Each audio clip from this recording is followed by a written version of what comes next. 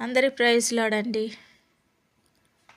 ప్రవీణ్ దేని బిడ్డలారా, కలిగే ప్రతి పరిస్థితులను బట్టి చూస్తే లోకంలో ఎంతోమంది బిడ్డలు నశించిపోతున్నారు. నెమ్మది లేదు, ఎన్నో వేదనల గుండా ప్రయాణం చేస్తుంటున్నారు. ప్రభు అయితే తన దయగల హస్తాల కింద మనకెంతో క్షేమాన్ని ఇస్తూ, ప్రభు ప్రతి దినం మన ఆయుష్లను పొడిగిస్తూ, సమస్తమును ప్రభు మన కొరకు కలిగిస్తూ ఎంతగానో ఆయన ప్రేమించి ఆదరించే దేవుడు ఉంటున్నాడు.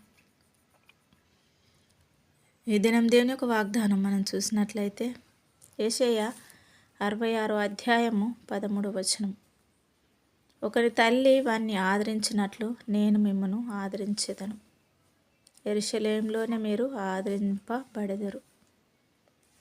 పరిశుద్ధాత్మ దేవుడు ఈ దినాన మంచి వాగ్దానం మన ముందుకు తీసుకొని వస్తుంటున్నాడండి. ఎంత చక్కని మాట.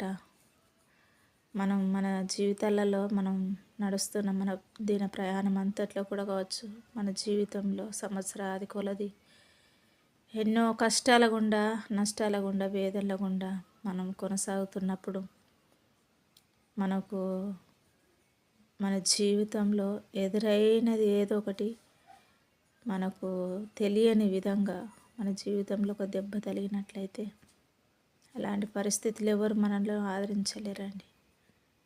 తల్లిదండ్రులు కావచ్చు, అక్క చెల్లెలు కావచ్చు, బంధువులు కావచ్చు, స్నేహితులు కావచ్చు, ఆ టైంలో ఎవ్వరు మనలను ఆదరించరు. కానీ మనలను ప్రేమిస్తున్న యేసు ప్రభు ఏమంటున్నాడంటే, ఒకని తల్లి వాణ్ణి ఆదరించినట్లు నేను మిమ్మల్ని ఆదరించేదని అంటున్నాడు.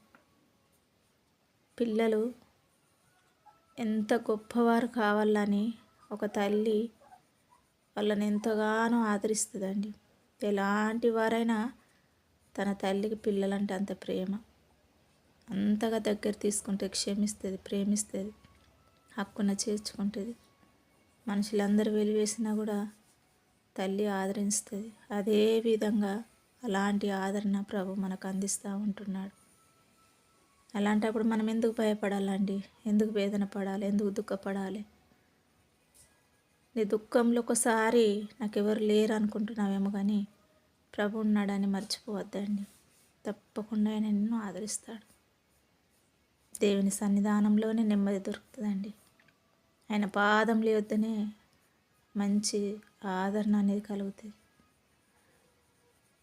దయచేసి ప్రార్థన పూర్వకంగా ముందుకు నడదామండి. God bless you. ప్రార్థన చేసుకుందాం. పరిశుద్ర ప్రేమ కలిగిన తండ్రి, నమ్మకం కలిగిన దేవుడానికి వందనాలు, స్తోత్రాలు చెల్లిస్తూ ప్రభా, వీళ్ళందరూ మీరు దీవించండి. వాగ్దానం పట్ల ప్రభా వీళ్ళందరూ అయ్యా ఆశీర్వదించబడటం సహాయం తెచ్చమని యేసు నామములో అడిగి వేడుకుంటున్నాను తండ్రి. ఆమేన్.